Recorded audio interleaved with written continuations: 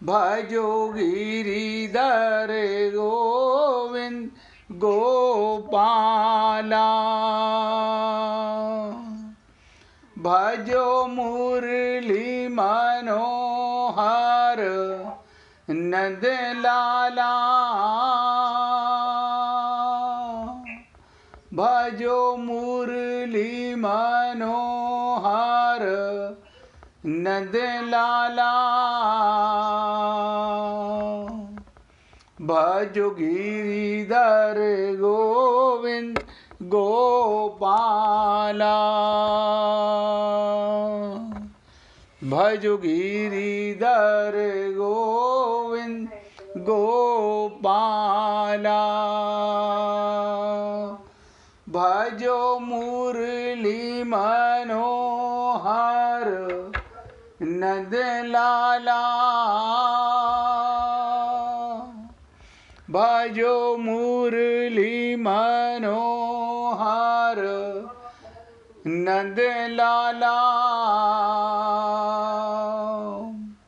भजो गिरिधर गोविंद गोपाला।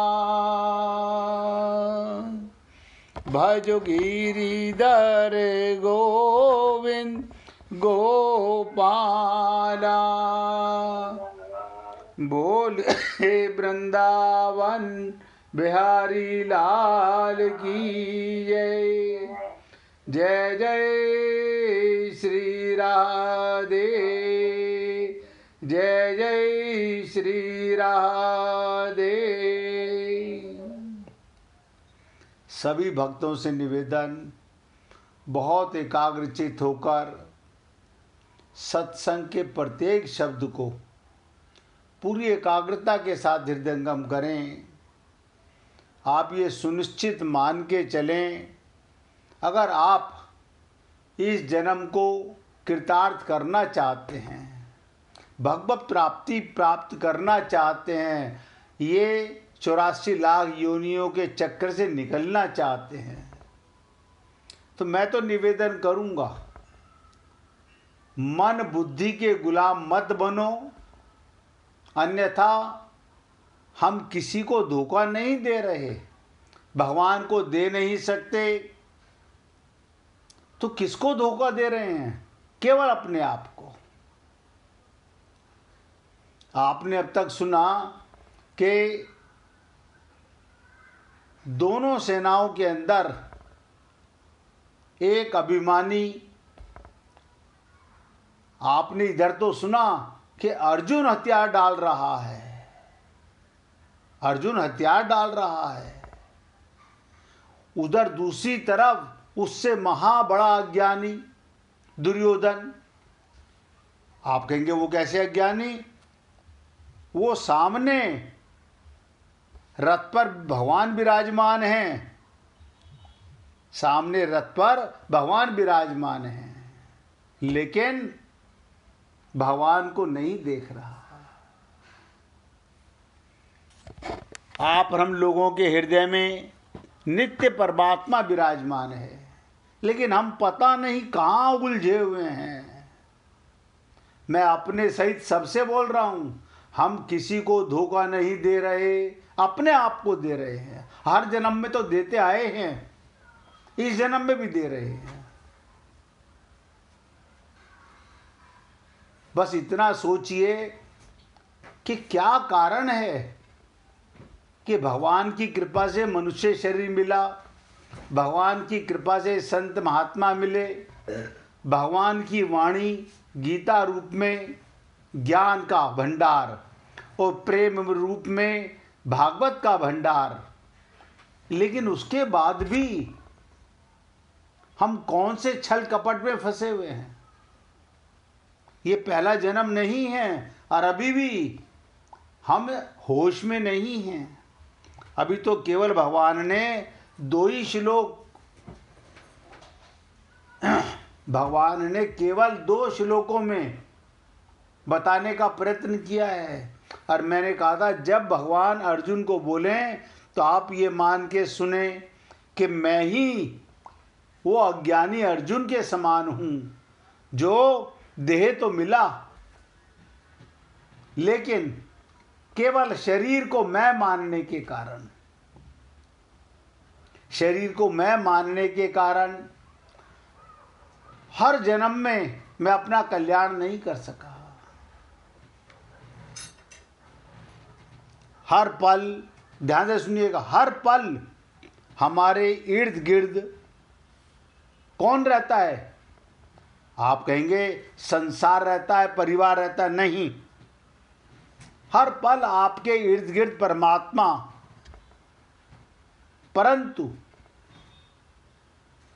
दानवों को वो दिखाई नहीं पड़ते।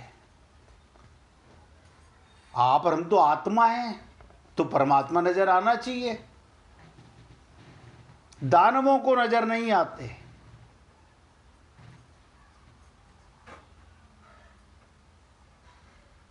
तो परमात्मा को देखने के लिए हमारे अंदर,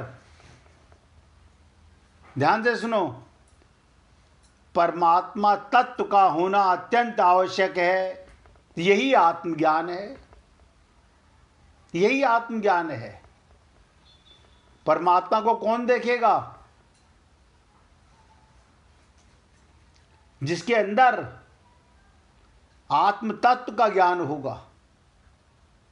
परमात्मा को पहचानने के लिए हमें किसी दूसरे के पद चिन्हों पर चलने की आवश्यकता भी नहीं। जो मानव खुद में भी एवं दूसरे मानव में भी परमात्मा के दर्शन करता है, ध्यान से सुनो, खुद में भी और दूसरे मानव में भी परमात्मा का दर्शन करता है, वही परमात्मा को जान सकता है। अन्यथा तो दुर्योधन की तरह, दुर्बुद्धि की तरह, अहंकारी की तरह सामने साक्षात रूप से रथ में कौन विराजमान है? भगवान श्री कृष्ण। हम परमात्मा को पहचान नहीं सका, दुर्योधन सामने विराजमान हैं। ऐसे ही आप और हम लोग भी नित्य प्राप्त परमात्मा की प्राप्ति का अनुभव नहीं कर पाते हैं। हम कितने भी ताकतवर क्यों ना हों, हम कितने भी धनाढ्य क्यों ना हों, अगर हम भयभीत हैं तो समझो हम ताकत का अहंकार होने के कारण परमात्मा को पहचान नहीं पा रहे। किसी को धन का अहंकार, किसी को ताकत का अहंकार, किसी को अज्ञान का अहंकार है। और बहुत से तो आज संसार में सीट का ही अहंकार करके घूमते रहते हैं।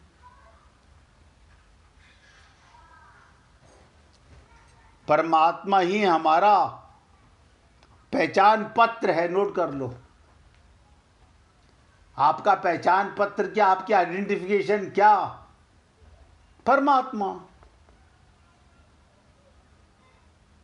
क्योंकि उनसे ही हम हैं, उनके कारण ये शरीर कोई भी कर्म करने में सक्षम है।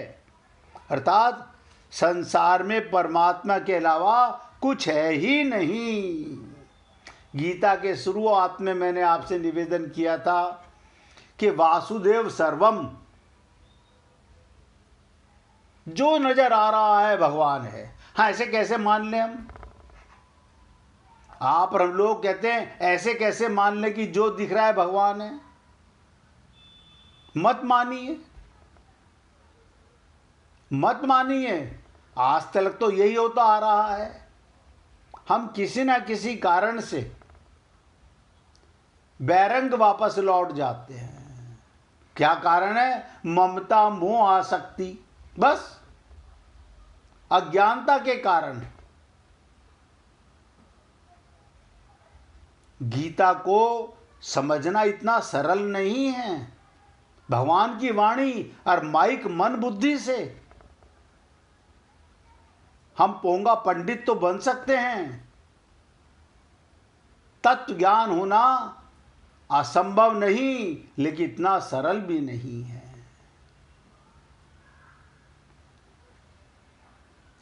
एक छोटी सी कथा से शुरुआत करना चाहूँगा कि मीरा राजस्थान के राजकुल में रहने वाली, लेकिन बचपन से ही एक चाहना थी भगवान के प्रेम की। उसके महल में बहुत से संत महात्मा आते, वो सबसे एक ही बात पूछती कि कोई मुझे ब्रह्म ज्ञान करा दे, कोई मुझे ब्रह्म ज्ञान करा दे। एक पुरोहित उनके यहाँ खूब आते थे। उन्होंने कहा कि बेटा, अगर ब्रह्म ज्ञान करना है, तत्व ज्ञान करना है, तो तुम्हें काशी में संत रविदास के पास जाना चाहिए। संत रविदास के पास जाना चाहिए। मीरा, अब देखो, अंदर आग थी, जिज्ञासा थी। महल वाले कभी परमिशन नहीं देते, कोई घर वाला परमिशन नहीं देगा। ये तो व्यक्ति की अपनी इच्छा होती है। अन्यथा संसार में जितने रिश्ते, जितने संबंध है, सब फंसाने वाले हैं, सब फंसाने वाले हैं। आत्मज्ञान कराने वाला आप सोच लीजिए कौन है संसार में। तो वो नहीं रुकी, काशी में ढूंढती रही। तो सबने कहा एक रविदास तो है, संत है कि नहीं हमें पता नहीं, गंगा घाट पर जूतियां गाड़ता है, लेकिन जब चाह होती है, पानी की प्यास होती है, व्याकुलता होती है, तो जीव प्याऊ तक पहुंच जाता है, कुएं तक पहुंच जाता है। एक दिन मीरा भी संत रविदास के सामने पहुंच गई, और जब देखा कि उनके चेहरे पर शालीनता, तेज और अपने काम में तन्मयता, सोचने लगी, बुद्धि है ना, क्या ये जूतियां गांठने वाला मुझे ब्रह्म ज्ञान करा सकता है। मीरा वहाँ बैठी और पूछने लगी कि क्या आप मुझे तत्व ज्ञान, ब्रह्म ज्ञान करा सकते हैं, ब्रह्म का साक्षात्कार करा सकते हैं। संत रविदास ने कहा कि पुत्री, बैठो मेरे पास, और जिस पानी में वो लोगों के जूते चप्पल भिगो के नरम करके गाड़ते थे, उसी में से एक कटोरा भर के पानी का मीरा के सामने किया। बोली, पुत्री देखो, इसमें क्या नजर आ रहा है। बोली, महाराज कुछ नजर नहीं आ रहा, इसमें तो गदला ही गदला नजर आ रहा है, सब मिट्टी मिट्टी, कूड़ा ही कूड़ा नजर आ रहा है। बोले, कोई बात नहीं बेटी, 5 मिनट इस जल को चुप करके रख दो कटोरे को, 5 मिनट के बाद देखना। अब 5 मिनट के बाद मीरा ने देखा, सारी मिट्टी, सारा कूड़ा करकट नीचे बैठ गया।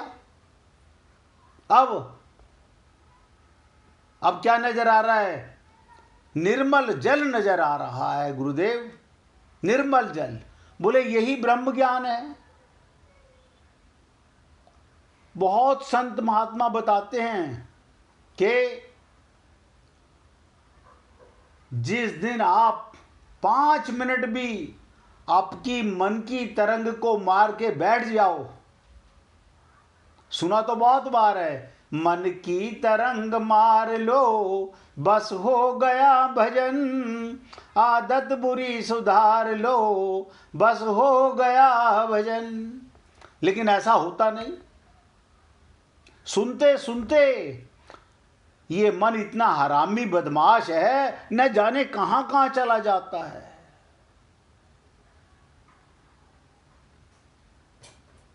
अगर मन शांत हो जाए तो आपके अंतःकरण में ये जो परिवार में ममता मोह आ सकती है, शरीर में अपनापन, संसार में अपनापन, वो मिट्टी की तरह, मल की तरह नीचे बैठ जाए और आपको ब्रह्म ज्ञान परमात्मा का साक्षात्कार हो जाए। लेकिन कहना बड़ा सरल है।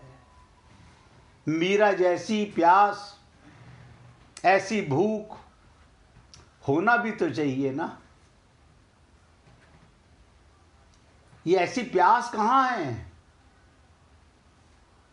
आप सोचिए, उनके चरणों में गिर पड़ी कि गुरुदेव मुझे दीक्षा दीजिए। वो रामानुज संप्रदाय के संत थे, उन्होंने उसे दीक्षा दी। ब्रह्म ज्ञान तो 1 सेकंड का काम है। परमात्मा को पाने के लिए मैं बहुत बार कह चुका, किसी मंदिर, मस्जिद, गुरुद्वारे में टक्करे मारने की आवश्यकता नहीं है। अपने अंदर झांकने की आवश्यकता है। हम लोगों ने गीता का ग्रंथ चालू तो किया, लेकिन कितने लोग ये कसम खाके कि अब चाहे कुछ भी हो जाए, अब सर फूटे या माथा, संकल्प नहीं कर पाते। हम मन के इतने गुलाम हैं, कोई ना कोई कारण ऐसा बन जाएगा कि आप और हम सब लोग भगवान की वाणी को सुनने के लिए भी प्यासे नहीं होते। इसलिए पुण्य आत्माओं, आप परमात्मा के अंश हो, परमात्मा की गोदी में रहते हो, लेकिन नित्य प्राप्त परमात्मा की प्राप्ति का अनुभव नहीं कर पाते हो। इसका कारण क्या है? एक कारण, चेतन आत्मा होते हुए अपने को स्त्री पुरुष, ब्राह्मण क्षत्रिय वैश्य शूद्र और इससे न जाने आगे आगे क्या क्या मानते हो। इसलिए निवेदन करना मेरा कार्य है। अच्छा लगे तो जीवन में उतारिए। और आपके साथ अगर मैं खाली गीता की बातें करूं तो आपका मन ऊब जाएगा। तो ये कुछ छोटी छोटी बातें आपको इसलिए बतानी पड़ती हैं कि जिससे आपका मन स्थिर रहे। आत्मज्ञान के बिना भगवान का प्रेम नहीं मिल सकता, असंभव। नित्य प्राप्त है लेकिन नहीं मिल सकता। तो अब तक आपने सुना कि भगवान दूसरे अध्याय के दूसरे और तीसरे श्लोक में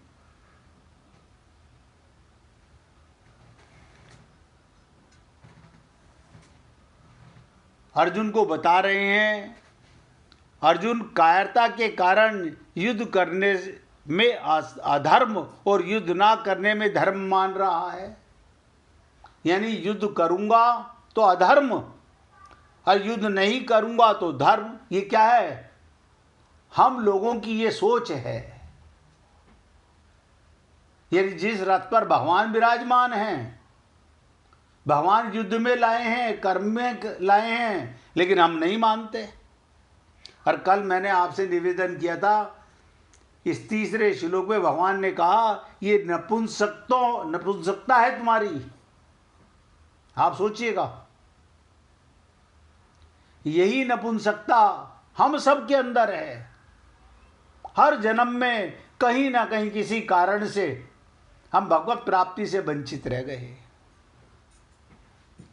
अब भगवान कहते हैं ये तुम्हारे अंदर नपुंसकता नहीं आनी चाहिए थी, क्योंकि तुम कुंती जैसी वीर क्षत्राणी के पुत्र हो।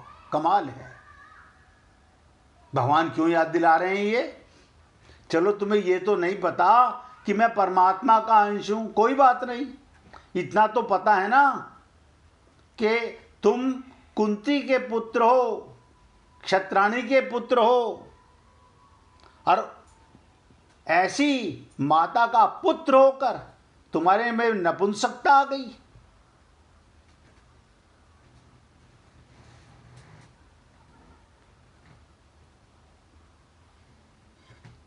तो कहने का तात्पर्य, भगवान कहते हैं कि तुम अर्जुन, ये कुंती ने किससे कहा था?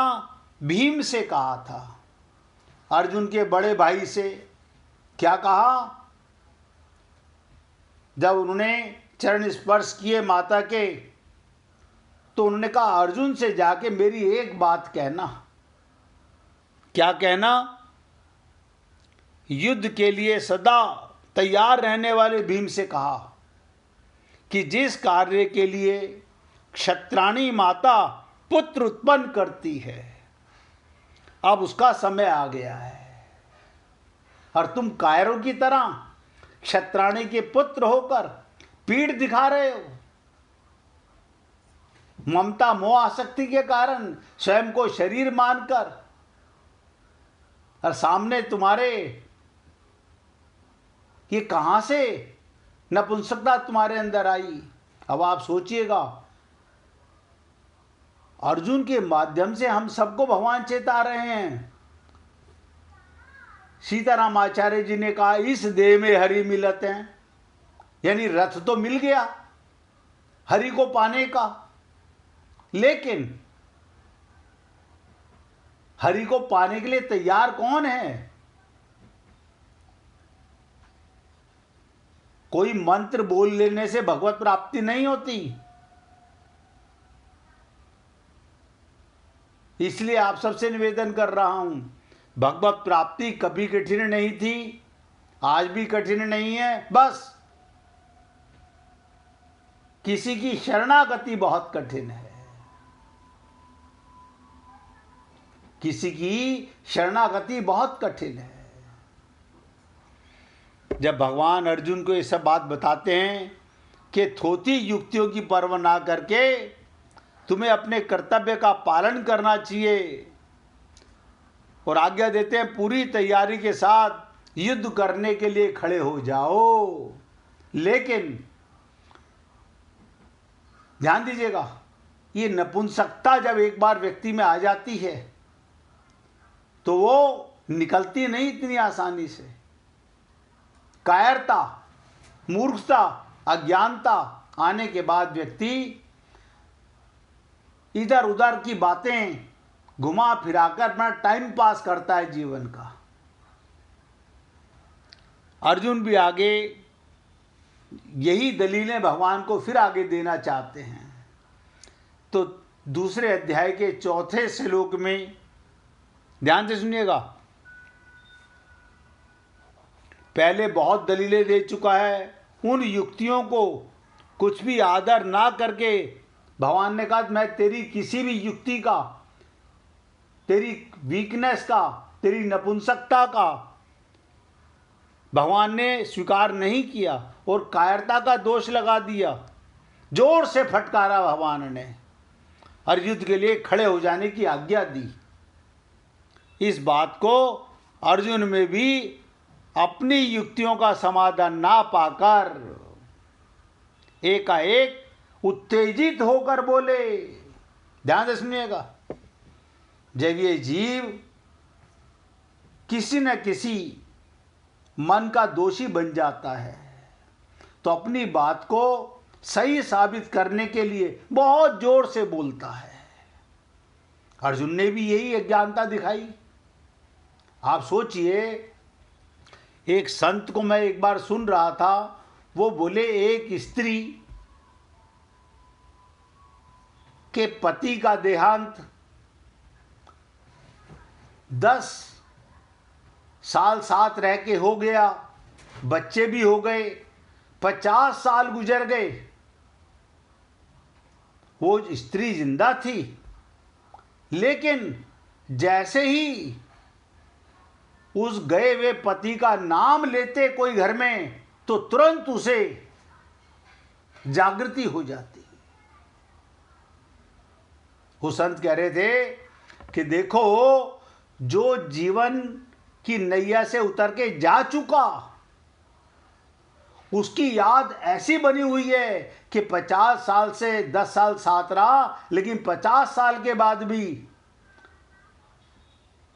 लेकिन जो नित्य प्राप्त परमात्मा है, जो सदा मिला हुआ है, जिसने कभी आपको त्यागा नहीं, वो परम पति आपका त्याग कर नहीं सकता। उसको पाने के लिए हम कितने व्याकुल होते हैं, कितना दृढ़ संकल्प करते हैं। तो हे पुण्य आत्माओं, मीरा के माध्यम से समझो, अर्जुन के माध्यम से समझो। आप और हम सब लोग अगर अपनी कायरता को, अपनी दुर्बलता को, अपनी अज्ञानता को मिटाकर भगवत प्राप्ति करना चाहते हैं तो मार्ग है। और अगर आप इधर उधर ये सोचते रहो कोई और रास्ता, कोई और रास्ता, ये छल कपट छिद्र तो बहुत जन्मों से करते आ रहे हैं। वहाँ यात्रा कर लेंगे, वहाँ परिक्रमा कर लेंगे, वहाँ मंदिर में चले जाएंगे, वो सिद्ध मंदिर है। अरे बाबा, सबसे बड़ा सिद्ध परमात्मा तो तुम्हारे अंदर बैठा हुआ है। आप बताइए, परमात्मा सदा हर सांस में उसका सुमिरन है, अंदर बैठा हुआ है और तुम्हें आशीर्वाद दे रहा है, और हम उसे भूले हुए हैं। काय का नशा है, काय की अज्ञानता है।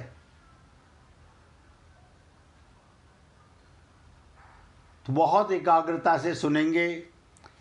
अर्जुन बहुत जोर से, जब व्यक्ति में कायरता आती है तो वो देखो, भगवान के सामने भी, हम मंदिर में जाकर के भी